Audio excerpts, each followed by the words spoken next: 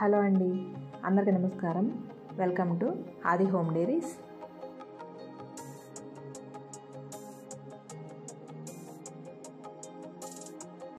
ఈరోజు వీడియోలో మన గార్డెన్లో పండిన బంగారం తవ్వినప్పుడు వీడియో చేసి పెడతానన్నాను. అదేనండి వీడియో ఎక్కడ స్కిప్ చేయకుండా చివరి వరకు చూడండి. వీడియో నచ్చితే లైక్ చేయండి, షేర్ చేయండి. ఆది హోమ్ డైరీస్ ఛానల్ సబ్స్క్రైబ్ చేయండి. పసుపు అంటే బంగారంతో సమానం అండి. అందులోనూ ఎలాంటి మందులు లేకుండా మన గార్డెన్లో పండించిన పసుపు ఇది. మన గార్డెన్లో పసుపుతో పాటు మామిడి అల్లం కూడా పెట్టాను కదండి, రెండు తవ్వేసాము ఒకసారి. మామిడి అల్లం కూడా చాలా బాగా వచ్చిందండి, అనుకున్న దాని మీదన ఎక్కువ అయింది. పసుపు తవ్విన దగ్గర నుంచి పసుపు ఎండబెట్టి మిల్లికి తీసుకెళ్ళి ఆడించేంతవరకు వారం రోజులు టైం పట్టిందండి. ఈ వారం రోజులు ప్రాసెస్ పెట్టాను వీడియోలో. లాస్ట్ ఇయర్ పసుపు మొక్కలు 5 మొక్కలండి, బాగా అయింది పసుపు. లాస్ట్ ఇయర్ 5 మొక్కలు మావారే తవ్వారు. ఈసారి ఎక్కువగా ఉన్నాయని చెప్పేసి ఇంకో మనిషిని రమ్మన్నారు. లాస్ట్ ఇయర్ పండిన పసుపు చూశాను కదా నేను, 5 మొక్కలకి చాలా పసుపు అయింది. ఈసారి ఇంకా ఎక్కువ మొక్కలు ఉన్నాయని చెప్పేసి ఇంకా ఎక్కువ పసుపు అవుతుందని బాగా యాంగ్జైటీ ఫీల్ అయ్యాను నేను. అయితే వ్యవసాయం పనులు చేయడం కానీ చేయించడం కానీ మామూలు విషయం కాదండి. ఇంట్లో పూల మొక్కలు పెంచినంత ఇదిగా పసుపు పండించలేమని చెప్పేసి నాకు అర్థమైంది ఈ సంవత్సరం. ఈ మాట ఎందుకన్నానో చెప్తానండి. ముందు మామిడి అల్లం పసుపు కొమ్ములు 2 తవ్వుతున్నారు కదండి, అవి చూద్దాము. చూడండి అచ్చులు ఎంత బాగా వస్తున్నాయో. పైన అంతా మట్టి పట్టి ఉండటం వల్ల మీకు సరిగ్గా తెలియకపోవచ్చు, విడిగా తీసిన తర్వాత చూపిస్తాను నేను. నేల చూడండి బీటలు వారిపోయి ఎలా కనిపిస్తుందో, పొలాల్లో నీళ్ళు లేనప్పుడు కూడా అలా అయిపోతుందండి నేల. చూడండి మట్టి అంతా శుభ్రం చేసేసి టబ్లో వేస్తే ఎంత బాగా కనిపిస్తుందో. ఇప్పుడు మీరు చూస్తున్నది మామిడి అల్లము.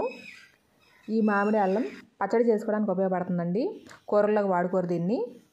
టిఫిన్స్లో తినడానికి చాలా బాగుంటుందండి పచ్చడి. మామిడి అల్లం అంతా తవ్వడం అయిపోయిందండి. ఎంత అయిందనేది నేను తర్వాత చూపిస్తాను మీకు. ఇప్పుడు పసుపు తవ్వుతున్నారు. పసుపు తవ్వేటప్పుడే అర్థమైపోతుందండి మనకి ఇది పసుపు మొక్క అని చెప్పేసి. మంచి వాసన వస్తుంది.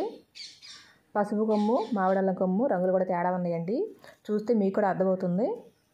ఇక్కడ పసుపు తవ్వేది మా వారండి. లాస్ట్లో నేనే ఆయన కోసం 2 మొక్కలు ఉండొచ్చి తవ్వమన్నాను. అంటే ఆయనకు కూడా మన గార్డెన్లో పండిన పసుపు తవ్వేనని సాటిస్ఫాక్షన్ ఉంటుంది కదా, అందుకని చెప్పేసి తోమన్నాను.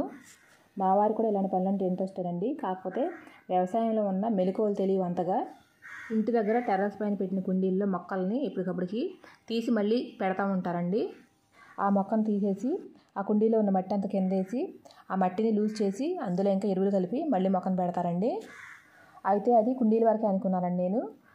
ఈ సంవత్సరం పసుపు పిలకలు ఎంత బాగా ఊరిని చూసిన తర్వాతన కుండీలో మట్టే కాదు, మన గార్డెన్లో ఉన్న ఇలాంటి నేల కూడా ఎప్పటికప్పుడు లూజ్ చేసుకుంటూ ఉండాలి.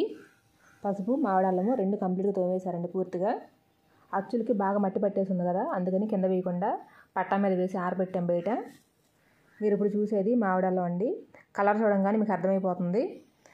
మామిడి అల్లం పైన పొట్టు ఏ రంగులో ఉందో లోపల అల్లం కూడా అదే రంగులో ఉంటుందండి. పసుపు చూడడానికి తెలుస్తుంది మీకు, పసుపు రంగులో ఉన్నది పైన పొట్టు. నేను ఇంతకుముందు చేసిన వీడియోస్లో పసుపు మొక్కలు ఎక్కువ మామిడి అల్లం మొక్కలు తక్కువ అని చెప్పాను కదా, కానీ ఇక్కడ పసుపు తక్కువగా ఉంది, మామిడి అల్లం ఎక్కువగా ఉంది. ఈ పసుపు పిలకలు మామిడి అల్లం పిలకలు ఇచ్చింది బయట వాళ్ళు కదండి, మా రిలేటివ్సే. కాకపోతే వాళ్ళు పొరపాటున మామిడి అల్లం కొమ్ములు ఇచ్చి పసుపు కొమ్ములు అని చెప్పారు. నాకు లాస్ట్ ఇయర్ గార్డెన్లో పండిన పసుపు పిలకలు కొన్ని వండించానండి, అవి ఇవి కలిపేసి పెట్టాను నేను వండించి పెట్టిన పసుపు పిలకల వరకే పసుపు అయిందండి, మిగతాదంతా మామిడి అల్లం అయ్యింది. అందుకనే ఇంత మామిడి అల్లం కనిపిస్తుంది మీకు. మామిడి అల్లం ఎంత అయిందో అంత పసుపు అవ్వాలి, పసుపు ఎంత అయిందో అంత మామిడి అల్లం అవ్వాలి, కానీ రివర్స్లో పండింది మనకి. అసలు ఎక్కువగా పిలకలు రాకపోవడానికి కారణం ఏంటో చెప్తాను. లాస్ట్ ఇయర్ మేము కొత్తగా పోసామండి మట్టి, అప్పుడు పెట్టినప్పుడు లూజ్గా ఉంటుంది కదా మట్టి, అందుకని చెప్పేసి బాగా ఊరింది పసుపు, ఎక్కువ పిలకలు వచ్చినాయి. ఈ సంవత్సరం నేల వర్షాలకి కుంగిపోయి నేల గట్టిపడిపోయింది. దానివల్ల పసుపు ఏరు భూమిలోకి సరిగ్గా వెళ్ళలేదండి, వెళ్ళక పిలకలు కూడా సరిగ్గా రాలేదు, చిన్న అచ్చులు అయినాయి. లాస్ట్ ఇయర్ పండిన పసుపు అచ్చుని పట్టుకుంటే 2 చేతుల్లో పెట్టుకోగా ఇంకా పెద్దగా ఉందండి. ఈ సంవత్సరం ఒక చేతిలోకి సరిపోయింది. అంటే పసుపు ఎంత తక్కువగా అయిందో చూసారు కదా. నేల లూజుగా లేకపోవడం వల్ల పసుపు సరిగ్గా అవ్వలేదు. సాయంత్రం పూట మా వారు నేను కూర్చుని ఇద్దరం కూడా ఆ అల్లంకి పసుపుకి ఉన్న ఏళ్ళని తీసేసి శుభ్రం చేసి పెట్టామండి, మట్టి అంతా తీసేసి. మామిడి అల్లం మాత్రం 1 year వరకు సరిపోతుందండి, అంత వచ్చింది. పసుపు మాత్రం మీరు టబ్లో చూస్తున్నారు కదా, అదే అయిందండి. పసుపు పిలకలు కొమ్ములు కలిపి అంత అయింది. ఆ కొమ్ముల్లోని చెమ్మ అంతా తగ్గేంత వరకు 2 రోజులు ఆరనిచ్చానండి. తర్వాత నీళ్ళల్లో వేసి పసుపు కొమ్ముల వరకే కడిగాను, మామిడి అల్లం కడగలేదు. 1 గంట పాటు నీళ్ళల్లో నానబెడితే ఆ పసుపు కొమ్ముల మీద ఉన్న మట్టి అంతా నానిపోయి వచ్చేస్తుందండి బయటికి. చూడండి నీళ్ళు ఎంత నల్లగా వచ్చినాయో, మట్టి అంతా నానిపోయి నీళ్ళలోకి వచ్చేస్తుందండి. ఆ నీళ్ళన్నీ తీసేసి కొమ్ములు సపరేట్ చేసేసుకోవాలి మనం. తర్వాత 2-3 సార్లు మళ్ళీ మంచినీళ్ళతో కడుక్కొని ఒక గిన్నెలోకి వేసుకోవాలి. ఇలా కడిగిన తర్వాత కూడా ఒక రోజు అంతా ఆరనిచ్చానండి. ఆరనిచ్చిన తర్వాత అవి చెక్కి ముక్కలు కోసాను. పసుపు కొమ్ములు కడిగిన తర్వాత చూపిస్తున్నాను చూడండి ఎంత నీట్గా వచ్చినాయో.